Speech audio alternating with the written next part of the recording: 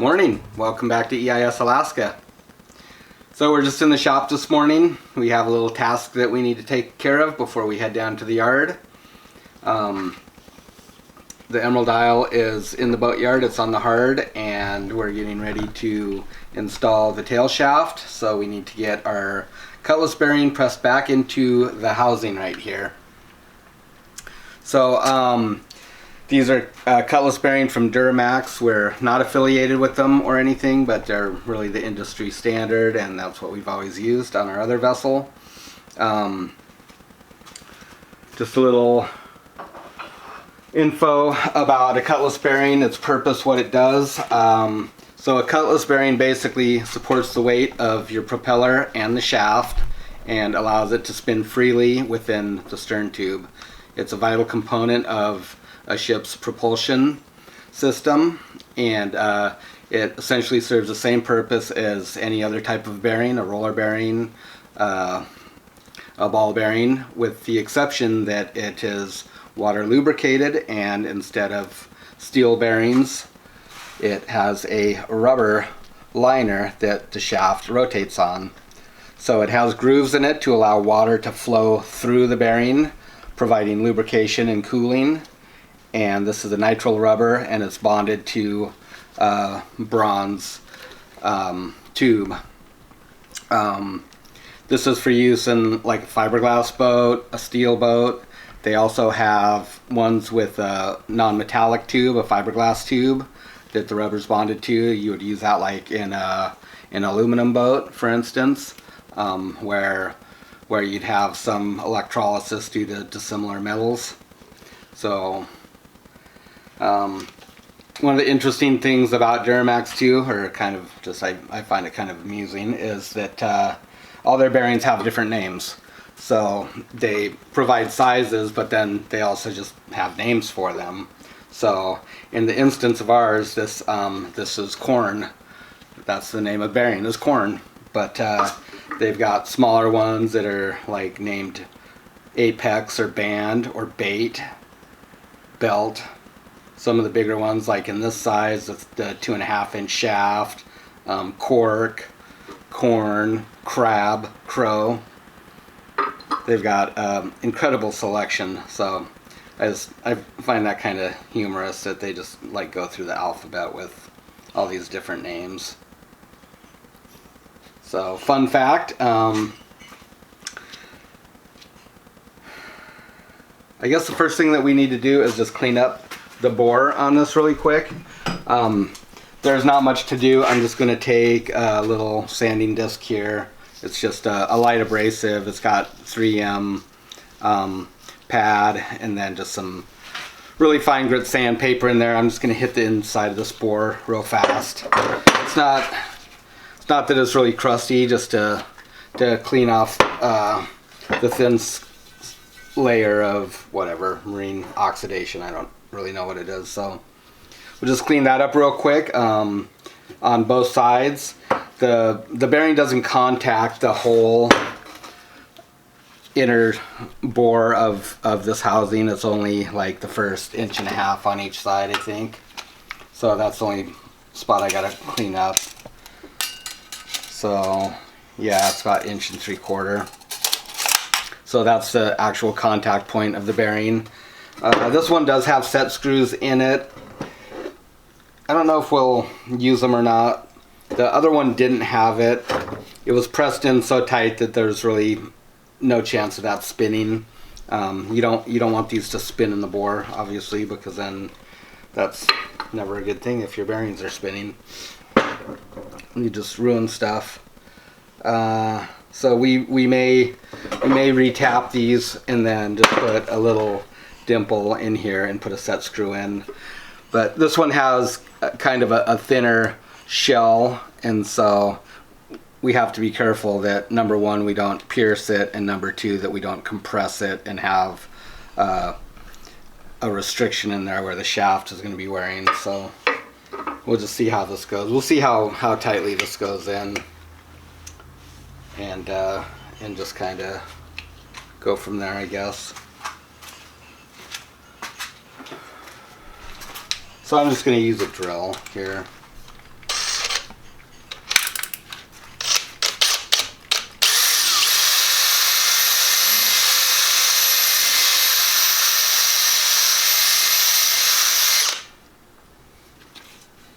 Not really trying to take off any material or anything, just a quick clean.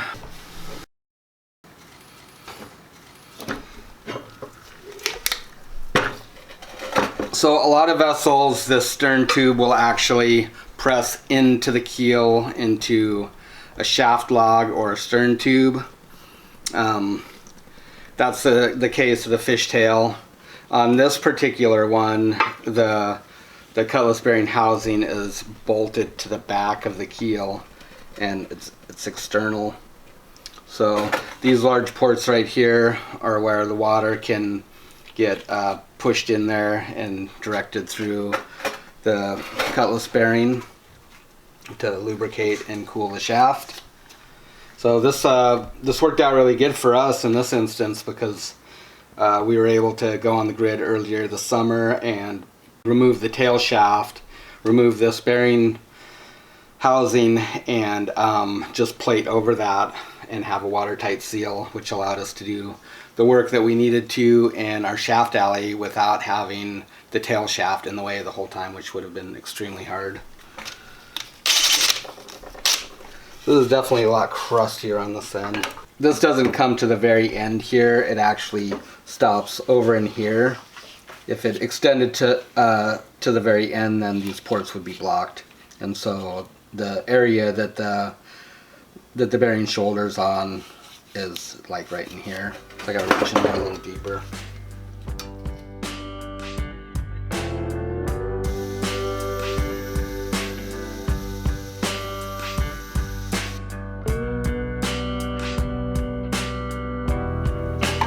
Okay, well that was pretty good. So now the fun part is figuring out how to get this in there. I thought I'd just try first just using one of the rods from our prop puller and just use it as like a bearing press, I guess. I just have a bearing removal set here. So I can size the one end here and we'll just drop it through. I'm going to come in from the other end, and this bearing is a little bit long. We usually have to trim them down to size, so we will do that after we get it installed. Okay, I don't know if this will be enough force or not, but we shall find out.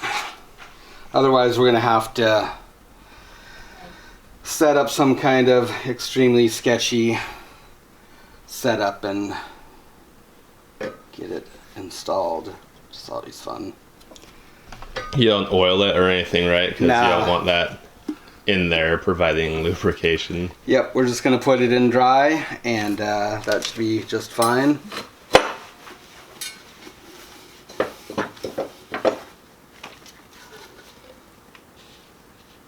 You know, I think that's good. Once it gets started, it'll be okay, but it'll be a little stubborn at first. I know that. I'm gonna put a mark down on here just so I have a reference, and I can see if it's going in straight or not. Nothing real fancy here. I'll just kind of use a flat surface and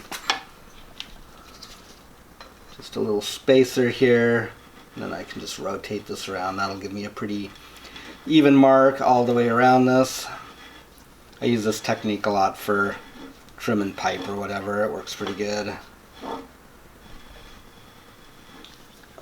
Get a nice line straight. Now we got a reference mark, so we'll know if it's going in straight or if it's going in crooked. Yeah, let me see that real quick. The writing on here, kind of cool, etched in there.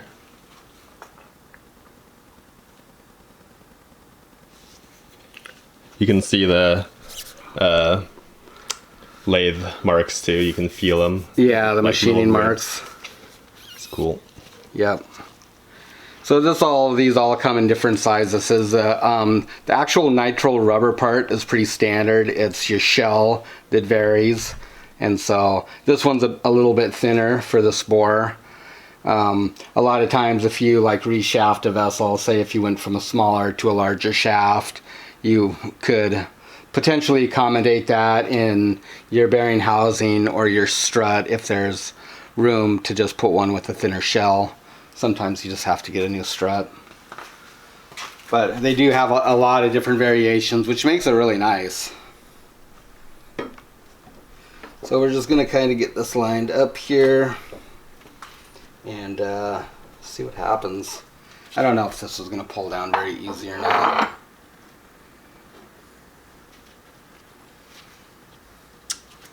I really don't know. We'll find out.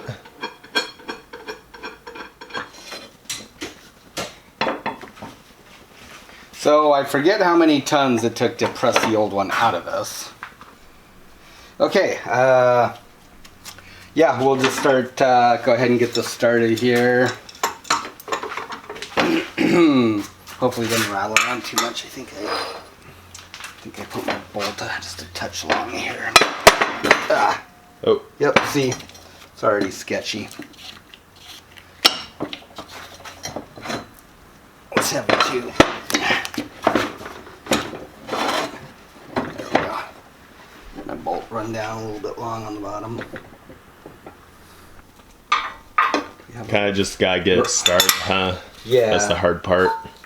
Once it's in there 1/4 inch or so, it won't be any problem. Do we have a rubber mallet here? Yeah.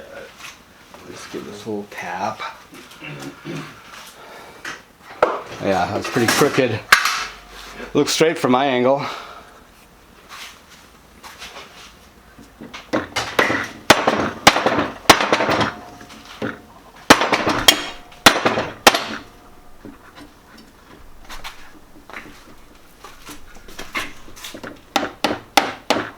You know, we may not have the fanciest tools, but we usually get the job done. Well, that's kind of what you have to do sometimes, is make do. Fancy equipment also has a fancy price tag. Sometimes a common guy can't afford it, but there's always workarounds.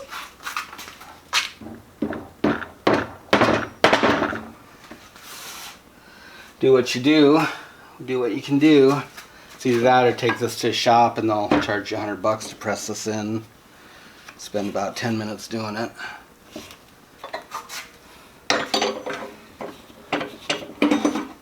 Instead, we get to hang out at home and have a nice cup of coffee.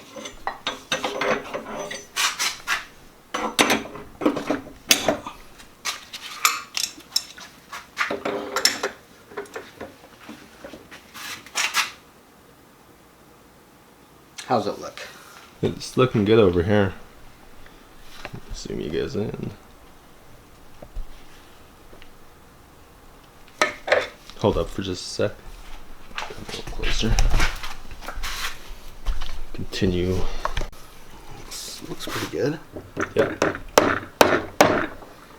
It's easy to over tap. Yeah. This might draw down okay. Yeah. Once we get it started, if it doesn't seem like it's terribly tight, I might get the air wrench out here and crank this down. Yep.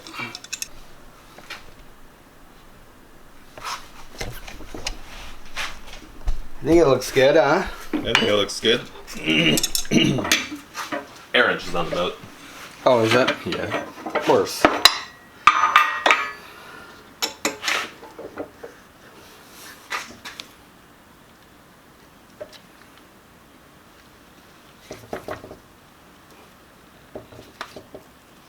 Yeah.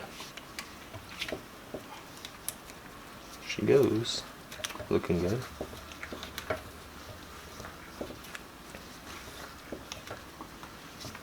Looks pretty even, Dad. Yeah. We probably will put a set screw in there. We'll just put a tiny little divot in the Do we tube. need to retap it before it gets that far in? No, there's a fair amount of space in there. But Just we could. To clear the But we paint could. crust out. It'd probably be a wise thing to do. You got that little wrench over there?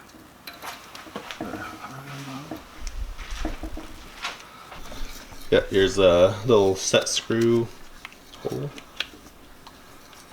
One on this side, one on the other side.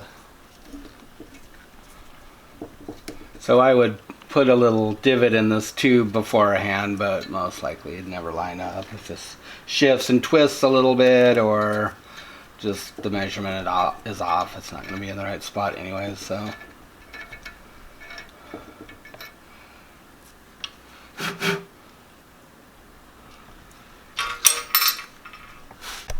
It's pretty crusty. Much better. Yeah.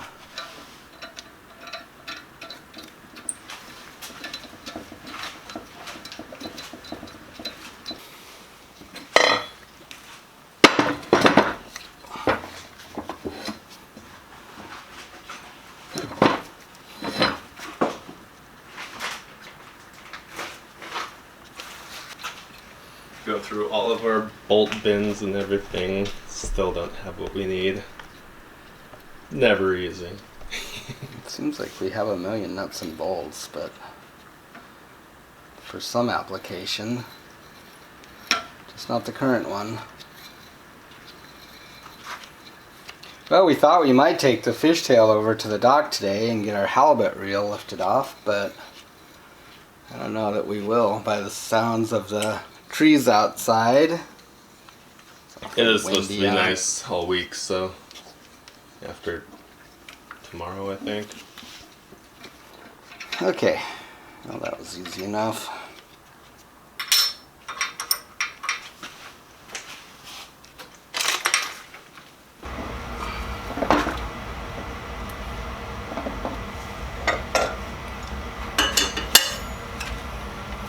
It's going in straight, yeah? Mm-hmm. Surely it has to be going in straight. It's gonna get stubborn. Yep.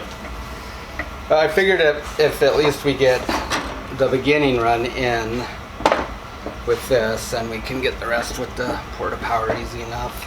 Right. Finish it off, especially, yeah, once it enters a second bore, it'll get pretty tough. Yep. It's already getting harder. Mm-hmm. Well, there should be enough on here now to actually put that plate on there. I think what we need about, well, no, we need 6 inches, huh? For the porta power? Yeah. 5. So you gotta put the plate on. Actually, I think we need more like 6.5.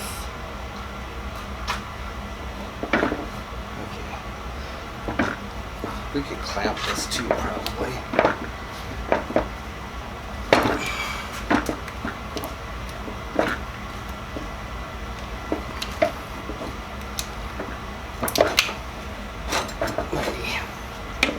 Position my plate here. So the old Cutlass is actually in good shape. But with new shafting and everything, now's the time to do it.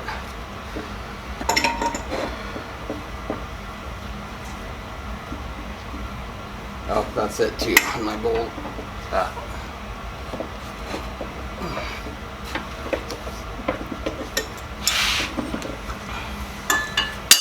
Okay, grab one of those spacers over there, yeah. And another flat.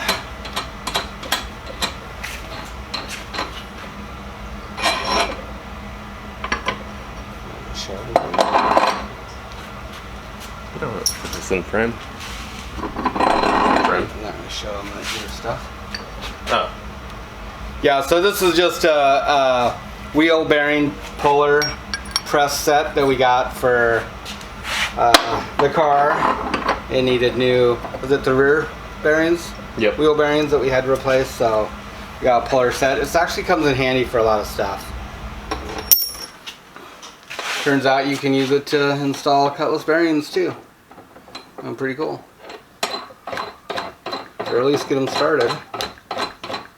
So these are just spacers, and there's different plates and spacers and pullers. It has its own threaded shaft and a big nut, but of course we're using the ones from our Porta Power, which are substantially longer and just long enough to do the job for us.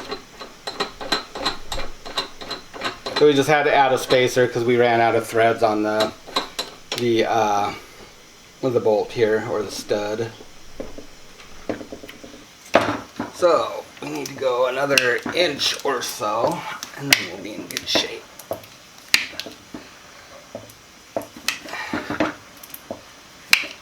Imagine having our tools in the right place at the right time. The air wrench being on the boat. Wait, is it on the boat? I think we can just set this up the same way on top of these stainless tube, and then we have room.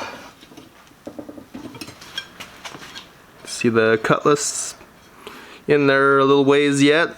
Looks like another 5 inches. We'll just get a quick measurement to the opening of the water intake right there, and we'll know how much further it needs to go in.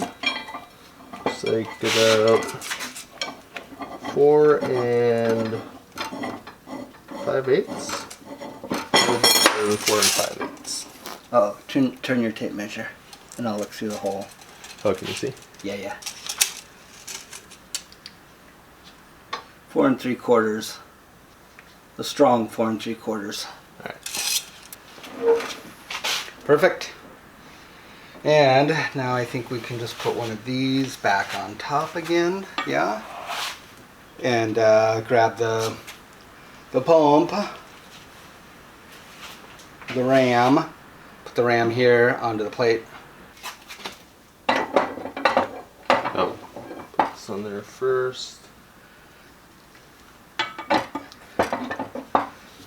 Hold it. Let's just get the nuts on here first. So we're not having a balancing act going on. Here's one. Where'd the other one get off to?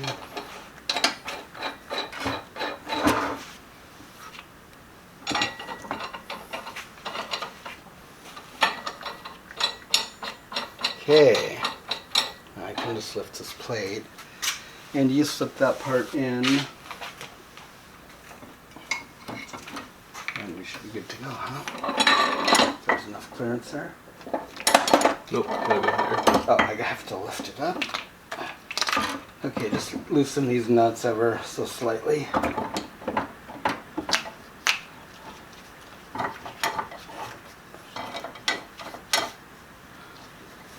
All right. Now we'll just push away. So we got a pressure gauge for this when we bought this unit.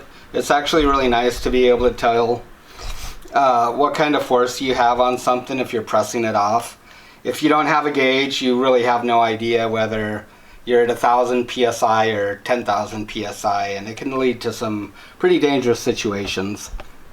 And so this one is actually graduated for a smaller cylinder, a 10-ton cylinder, and so for all these graduations on the tons, it would be for a 10-ton cylinder. So we basically times it by 1.5, and then we get it. So if it shows 1 ton on here, we're actually at 1.5 tons.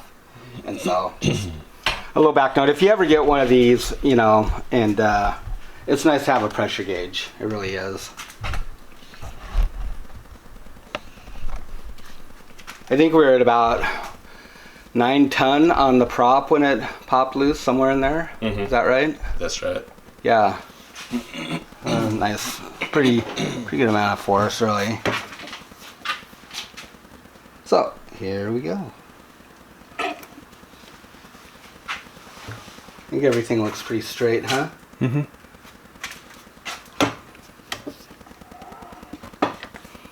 So this is like building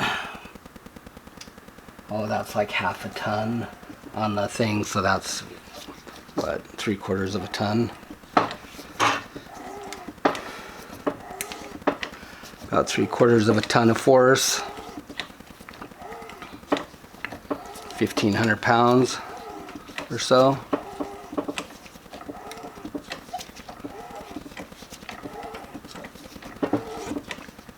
One of these days we'll get some more cylinders with longer throw on them, and it'll make life easier, but for now this is what we have.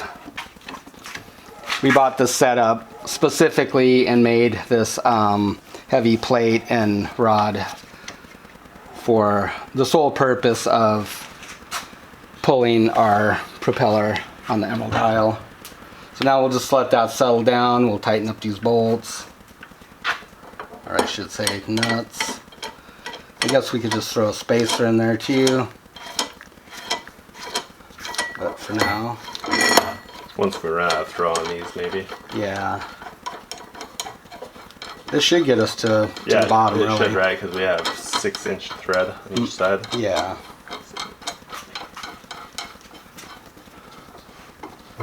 This is where you want your air tool. Yep. And continue on. I think we'll have about 1.5 inches or so of protrusion on this. I forgot to mark it. Yeah, just have to do the port sight.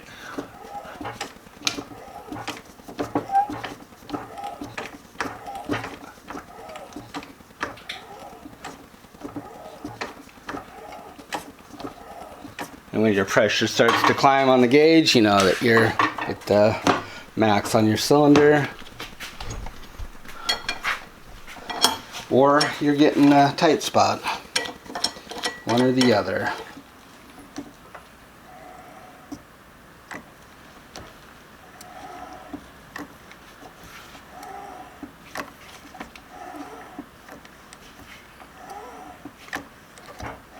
The other thing nice about a gauge is that if you're pressing something in and it's just a steady push like this, that needle's gonna pretty much stay in the same spot. But if it started to spike up and you still had throw on your cylinder, then you'd know that you're starting to bind something up, and you might want to stop and take a look at things, reassess. Now this is gonna get a little bit tighter. I think it's starting to enter the second bore right now. I wonder if, well, there's really nothing we can do as far as alignment, so it's either going to go in or it's not going to go in. Mm-hmm. But yeah, it's going in fine. Oh yeah, it bumped up to about Ton and a half. Ton and a half. Yeah. Yeah. So we're looking at the inner graduation right there, and it's right on 1 ton. So like I say, that'd be for a 1 ton cylinder, and this is a 1.5 ton cylinder, or a. No, that's not right. 15 ton. This is a 15-ton cylinder. This gauge is marked for a 10-ton cylinder. That's what I'm trying to say.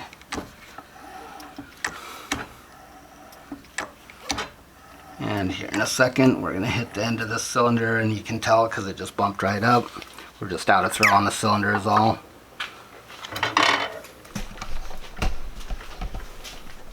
So it's not as fast as a shop press, but it's just as good as a shop press. If we had a longer cylinder, it'd be essentially the same. A lot of guys just have hand-powered shop presses. We actually got this particular inner pack is a 2-stage, so it'll I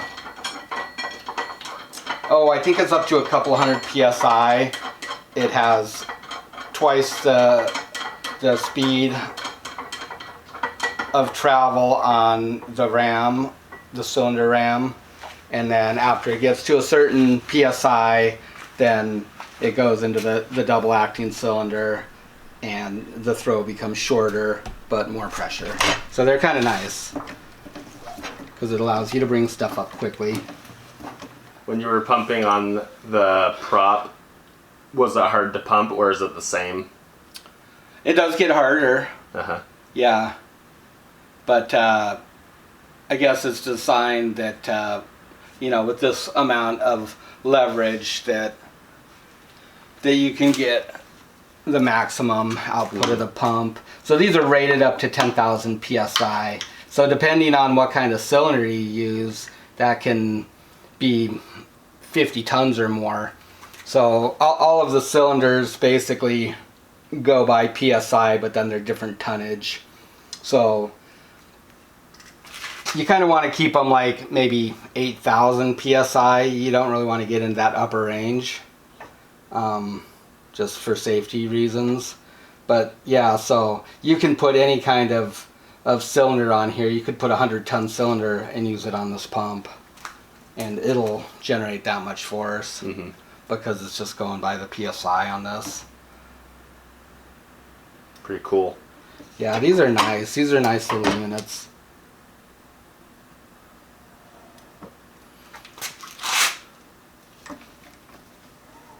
Getting a little harder, but it's like a little over 1.5 tons. How are we looking? Coming through yet? It's gonna be getting close here. Because it wasn't too much longer than the old one, right? No, it's gonna be close here. Alright guys, so this is kind of a weird shot, but you can just kind of make out the bore right there, and that flat plane you see coming down is the Cutlass bearing.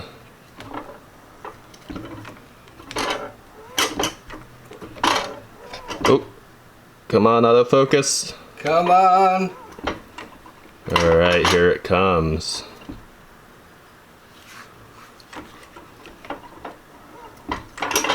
They still have about 1/2 inch. It's autofocus, oh no. Oh wait, let me just turn that autofocus off and I'll go manual. Going manual. Good thinking. How much more we gotta come down? Not too much more, huh? Yeah, just look at the screen.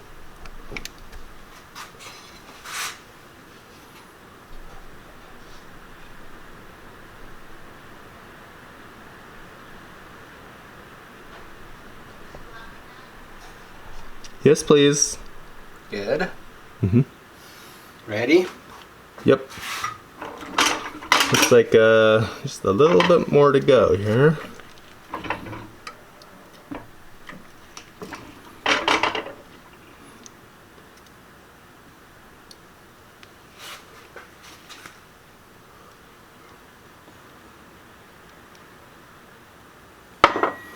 It's hard for me to tell.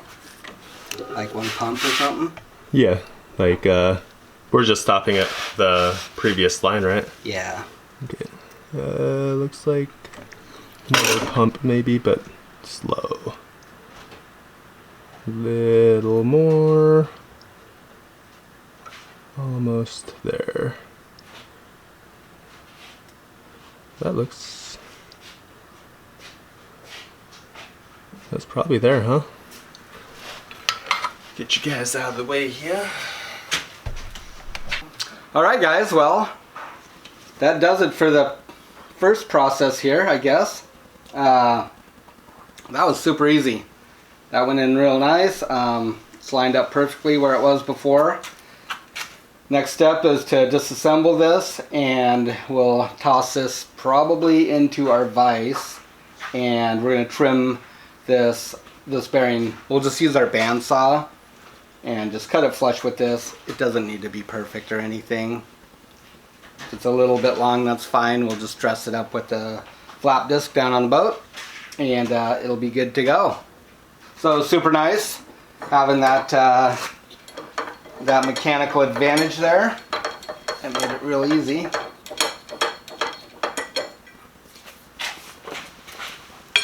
We've been finding lots of uses for this porta power.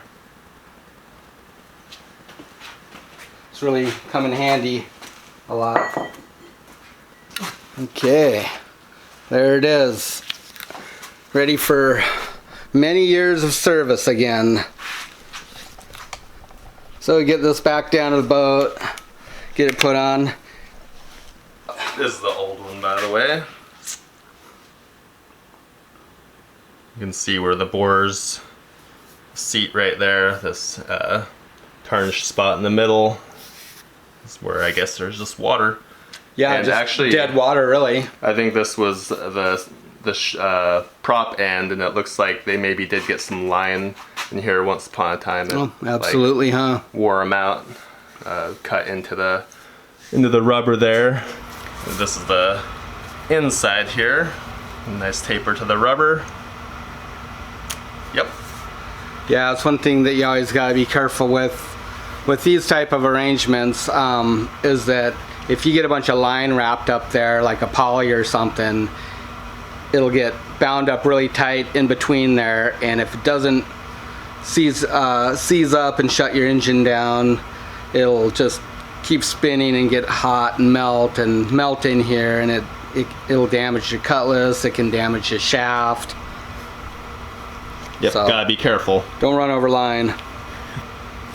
So you can actually see which side was down because it's clean and worn, and the opposite side has got buildup on it.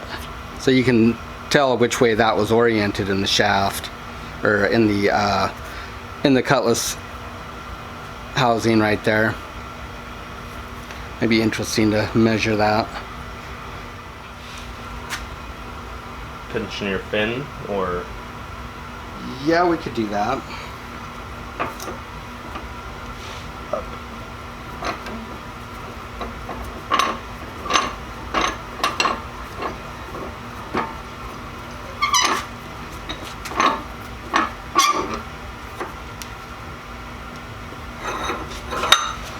shove it that way, and we'll just stick a block under there.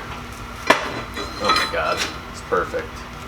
I just need a tiny little piece of 1/8" aluminum. Perfecto. Well, the last thing that we need to do is trim this.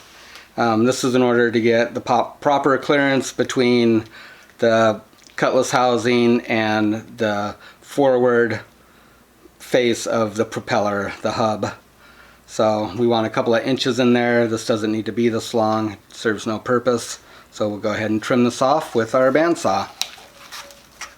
I'll probably just kind of work my way around. Probably have to spin this at some point. A lot of times when you're cutting pipe, if you just go for the slit straight through, your blade likes to wander off. So sometimes it's better just to kind of work your way around. This should just slice right through this stuff.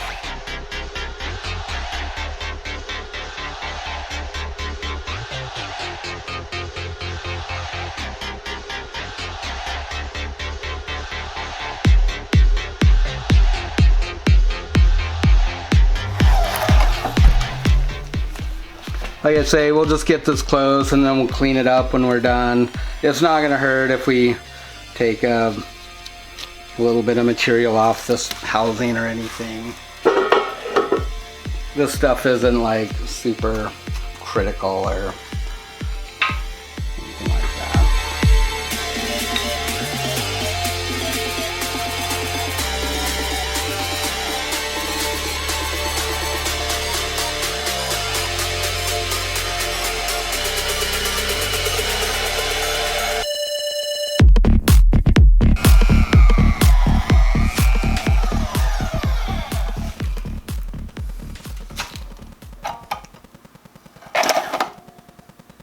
It's a little bit warm.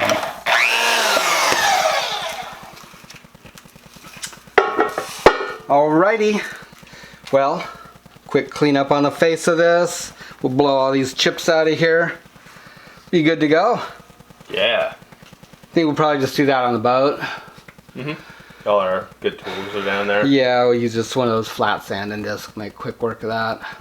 This is done for now. We're gonna load this up in the vehicle and haul it down to the boat, and it's gonna go home. We do have another item that we need to cut in half right now too while we have our saw out.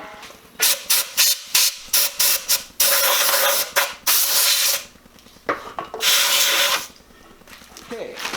The next task that we have for we can do our tail shaft install is to split this beautiful little piece of steel in half. So we had a machinist down in Ketchikan made this part for us. It was actually also has the pilot ring that will go between the couplers, was part of this whole assembly. He parted that off into 2 pieces. I was going to have him part this one too, but I just decided to wait because I wasn't sure exactly where it needed to be cut, if it mattered at all. Turns out it doesn't.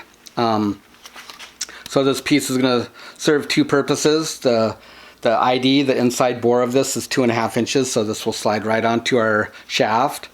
And the purpose of this is going to be cut in half, and one end of it will go on our, one end will be on the aft end of our stuffing box, and the other side will be on the forward end of the stuffing box. The bore is different on both of those sides. It's bigger on the forward part, where the compression ring comes in and compresses the packing around the shaft and creates a watertight seal. And the back side of it is smaller. It has a pilot that will go into the bulkhead. And so we want this so we can position this on our shaft with the stuffing box over it, and then we know that our mounting ring for our stuffing box is going to be perfectly aligned with the shaft, and we can glue it into place. So we put a lot of thought in this, the easiest way to do it, to ensure that our stuffing box was perfectly concentric with our shaft, and this is what we came up with. I think it'll work really good. It was nice to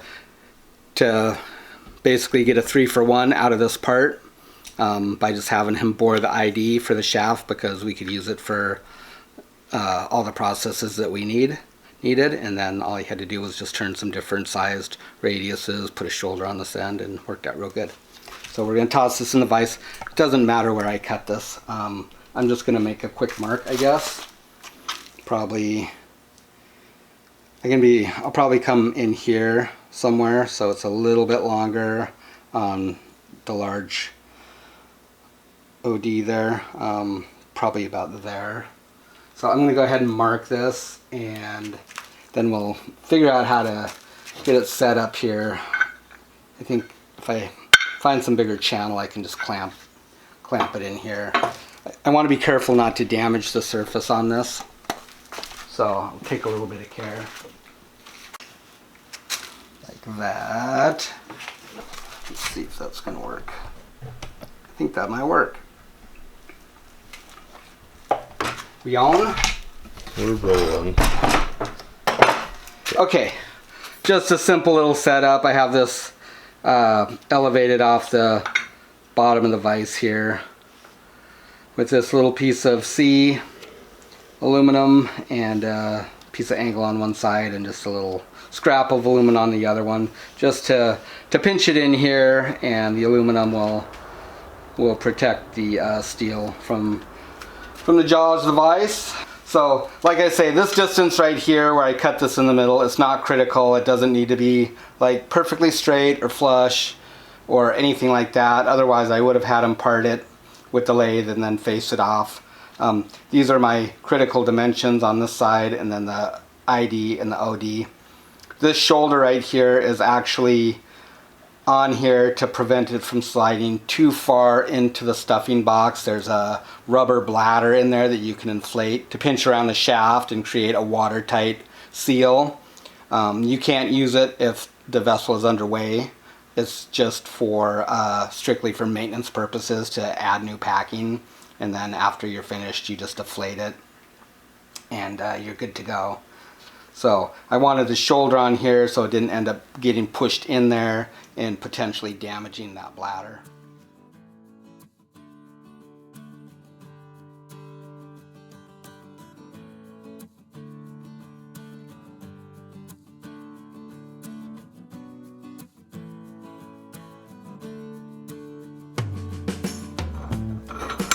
I don't have this vise cranked down real hard because I don't want to distort this.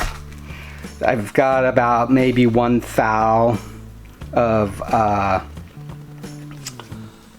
of distance between the OD of this or the ID of this and the OD of the shaft, and that's just, I can put a little bit of oil on there and that'll take up pretty much all of that. that slop.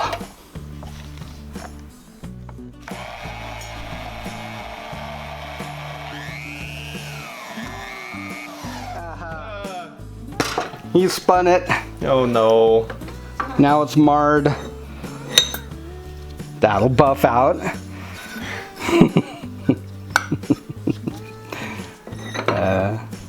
Tighten it up a little bit more, I guess. This is going so good. So this isn't a permanent part either, by the way, guys. This is simply just to align our stuffing box on the shaft and get it as true and straight and concentric to the shaft as possible.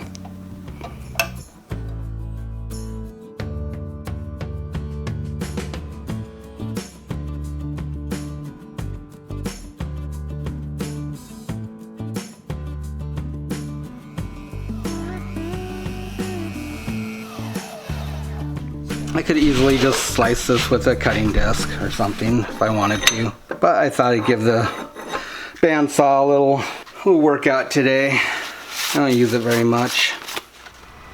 Slow and steady wins the race. That's right. So I would like to give a shout out to Aaron Jenkins with WeldWorks LLC. He's down in Ketchikan, Alaska. He's the one that machined this part for us. He did an absolutely excellent job, very reasonable price, and I just sent him the drawings and he gave me a quote and made the part and threw it in the mail and sent it to me. I couldn't ask for more. Just a beautiful job machining this. Dimensions are spot on. They're exactly what I put in the drawing I sent him. And so if you ever need some one-off parts or something, think about supporting, you know, a small scale machinist like that. He's just a sole proprietor. Well, no, he's an LLC, but he's just a one-man shop, and it's always good to help these guys out and give them some work. There's lots of big machine shops, but there's also a lot of small guys that need our help too.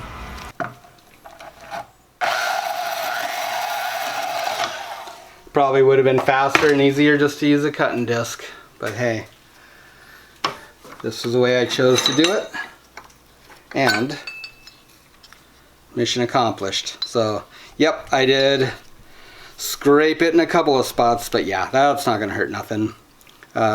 We'll take this down to the boat, same thing, we'll get these faces cleaned up, chamfer this edge a little bit, be good to go.